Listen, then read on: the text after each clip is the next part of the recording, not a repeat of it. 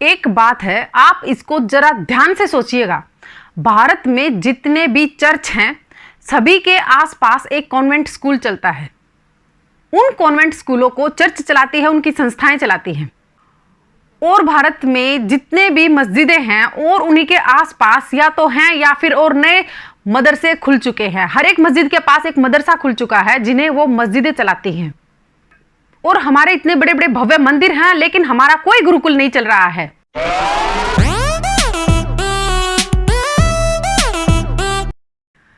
दिल से जुबान तक में परवीन राजपूत का नमस्कार।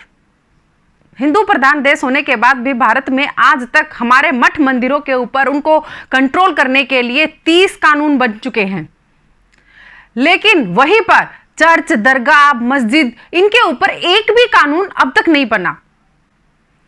हमारे हिंदुओं के मठ और मंदिरों से सरकार हर साल 1 लाख करोड़ से भी ज्यादा रुपए लेती है।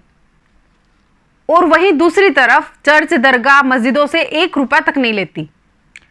भारत के 18 राज्यों के मंदिर और मठ सरकार के कंट्रोल में हैं। और वहीं पर भारत में किसी एक राज्य में एक मस्जिद, एक दरगाह, एक चर्च, किसी पर भी सरकार का कोई कंट्रोल नहीं है। बॉम्बे में सिद्धि विनायक मंदिर के ऊपर सरकार का कंट्रोल, और वहीं उसी के बाजू में हाजी अली की जो दरगाह है उसके ऊपर कोई कंट्रोल नहीं।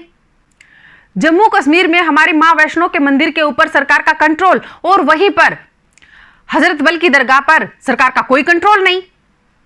अजमेर में पुष्कर का मंदिर और अनेकों मंदिरों के ऊपर सरकार का कंट्रोल, और वहीं अजमेर शरीफ की दरगाह के ऊपर सरकार का कोई कंट्रोल नहीं। काशी में भगवान विश्वनाथ के मंदिर पर सरकार का कंट्रोल, और उसी से सटी हुई उसके मंदिर की दीवार को तोड़ करके बनाई गई ज्ञानव्यापी मस्जिद, उसके ऊपर सरकार का कोई कंट्रोल नहीं। मथुरा में भगवान श्री कृष्ण की जन्मभूमि सरकार के कंट्रोल में, और उसी को तोड़ करके उसी के सटा हुआ, उसी के 10 मीटर भी दूर नहीं ईदगाह की दरगाह, उसके ऊपर कोई कंट्रोल नहीं। इसी तरह से 4 लाख मंदिरों के ऊपर सरकार का कंट्रोल है। और वहीं आर्टिकल 26 कहता है कि प्रत्येक धर्म को अपने धार्मिक स्थान की देखभाल, रख रखाव, उसकी मैनेजमेंट और उसके प्रचार का दायित्व है। अगर सरकार को लगता है कि मठ मंदिरों को हम चलाएंगे तो फिर सरकार को सभी मस्जिदें, मजार और चर्च, इन सबको भी अपने कंट्रोल में लेना होगा और उन्हें अपने द्वारा चलाना होगा। और अगर सरकार को लगता है कि ये तो धार्मिक मामला है, हम इसमें क्यों पड़े, धार्मिक स्थान को मैनेज करना हमारा काम नहीं है, तो फिर सरकार को 4 लाख हिंदुओं के मंदिर और मठ उनको भी छोड़ देना चाहिए। उन 4 लाख मंदिरों के ऊपर से भी अपना कंट्रोल हटा करके उनको फ्री कर देना चाहिए। एक बात है, आप इसको जरा ध्यान से सोचिएगा। भारत में जितने भी चर्च हैं सभी के आसपास एक कॉन्वेंट स्कूल चलता है।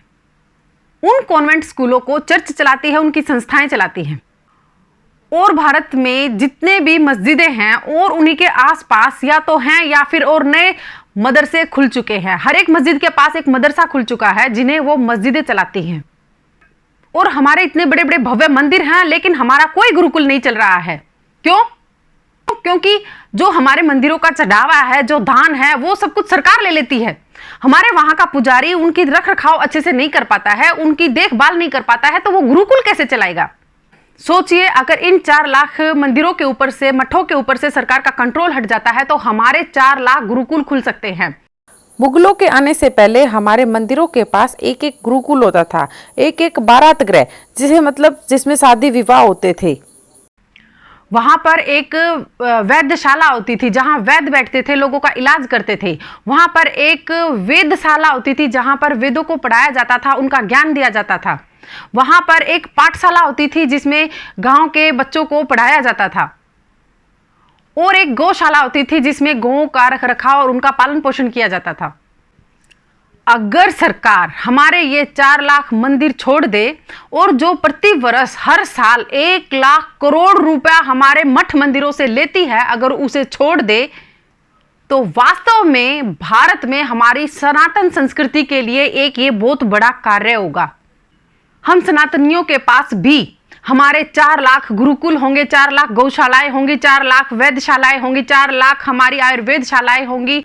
और यही आर्टिकल 26 कहता है। और हम भी अपने धर्म का अच्छे से रख रखाव कर सकेंगे, हमारी सनातन संस्कृति को बचा सकेंगे। वंदे मातरम। भारत माता की जय। जय मां भवानी।